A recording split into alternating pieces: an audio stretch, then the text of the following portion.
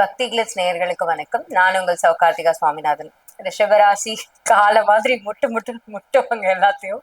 ஆனா வேற பெருசா பாதிப்பில்லாத மாதிரி தான் பண்ணுவாங்க. அதுதான் வந்து சிவனுக்கு முன்னாடி நந்தியா அவங்க இருக்காங்க.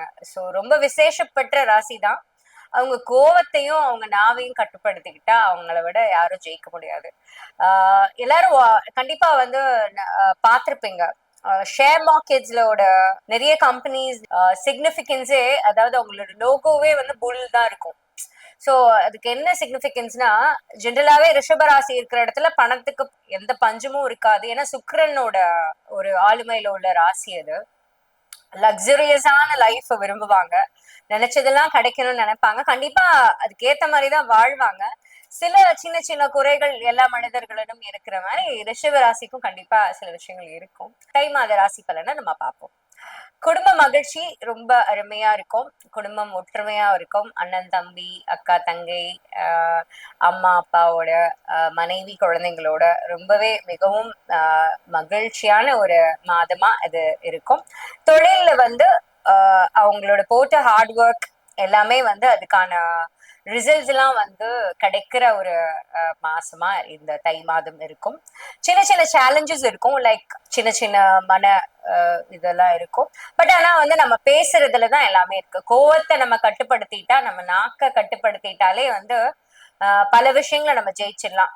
கொஞ்சம் தொழிலாளர்களை வந்து நம்ம தட்டி கொடுத்து நம்ம நல்லபடியா வேலை வாங்கினோம்னா கண்டிப்பா வந்து தை மாசம் வந்து ரொம்ப சக்சஸ்ஃபுல்லா இருக்கும் பிசினஸ் பண்றவங்களுக்கு. லாபஸ்தானத்துல சனி, தனஸ்தானத்துல குரு இருக்கிறதுனால பணவரவு ரொம்ப நல்லா இருக்கும்.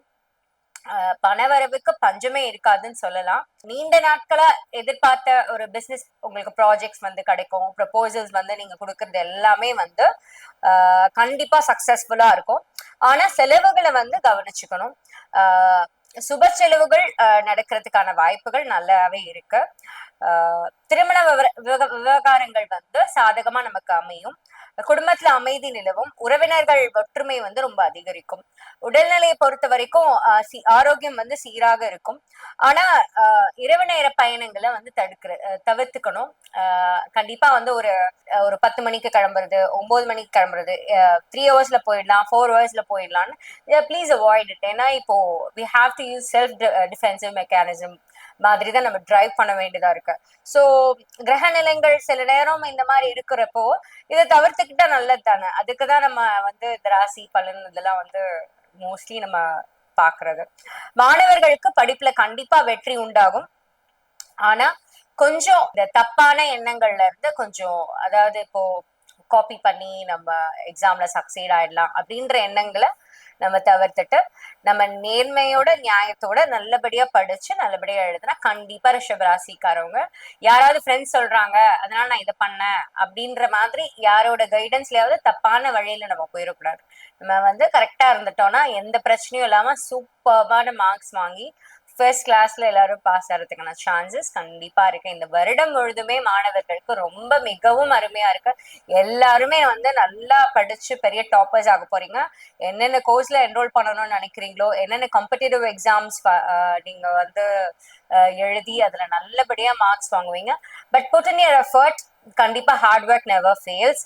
ஸோ பரிகாரங்கள்னு பார்த்தா துர்கை அம்மன் மிகச்சிறந்த பரிகாரம். துர்கை அம்மன் பொதுவா ராகு காலத்துல வழிபாடுறது நம்மளோட இது. எலுமிச்சை பழம் விளக்கு போடலாம் துர்கை அம்மனுக்கு. மஞ்சள் குங்குமம் வாங்கி கொடுக்கலாம்.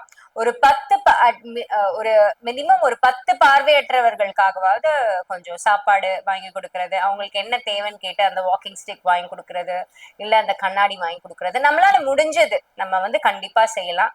அது சிறப்பான உங்களுக்கு பலன்களை அளிக்கும். சந்திராஷ்டமம் வந்து ஜனவரி 16th and 17th இருக்கு. ஸோ அதை நம்ம பார்த்துக்கணும். அதிர்ஷ்டமான நாட்கள் வந்து ஜனவரி 10th, 11th and 12th. It's good. So ரிஷபராசி நேயர்களே, நீங்க தை மாசம் கலக்க போறீங்க. நீங்க நினைச்சதெல்லாம் நிறைவேற போகுது. உங்களுக்கான முருகன் கோயில் வந்து திருச்செந்தூர் முருகனை வழிபட்டா மிகவும் விசேஷமா இருக்கும்.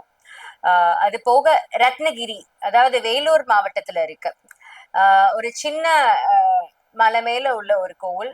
பாலசுப்ரமணியர் தான் அங்க காட்சியளிப்பார். ரொம்ப ரொம்ப விசேஷமான ஒரு கோவில்.